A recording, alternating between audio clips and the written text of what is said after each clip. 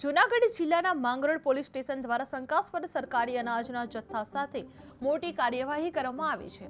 પોલીસને મળેલી બાતમીના આધારે 2 બોલેરો પિકઅપ વાહનોમાં ઘઉં અને ચોખા ભરેલો જથ્થો માંગરોળથી કેશોદ તરફ લઈ જવાતો હતો, ત્યારે અટકાયત કરવામાં આવી હતી। આ તપાસ દરમિયાન અંદાજે 8790 કિલો જેટલું અનાજ ઝડપી પાડવામાં આવ્યું છે। પ્રાથમિક તપાસમાં અનાજ સરકારી હોવાની શંકા વ્યક્ત કરવામાં આવી રહી છે, જેના કારણે સમગ્ર મામલો વધુ ગંભીર બન્યો છે। પોલીસ દ્વારા મુદ્દામાલ કબજે કરી કાયદેસરની કાર્યવાહી હાથ ધરવામાં આવી છે અને અનાજ ક્યાંથી લાવવામાં આવ્યું તથા કોણે પહોંચાડવામાં આવ્યું તે અંગે પણ તપાસ તેજ કરવામાં આવી છે।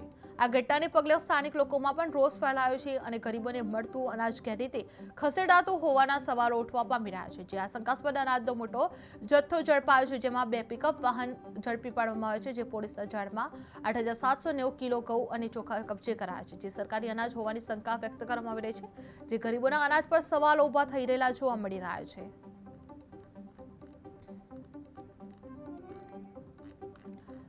ગરીબોના અનાજ પર સવાલો ઉભા થઈ રહ્યા છે, જે આ શંકાસ્પદ અનાજનો મોટો જથ્થો ઝડપી પાડવામાં આવ્યો છે, જેમાં 2 પિકઅપ વાહનો ઝડપી પાડવામાં આવે છે, જે પોલીસના જાળમાં 8790 કિલો ઘઉં અને ચોખા કબજે કરવામાં આવે છે, જે આ સરકારી અનાજ હોવાનું જાણવા મળી રહ્યું છે।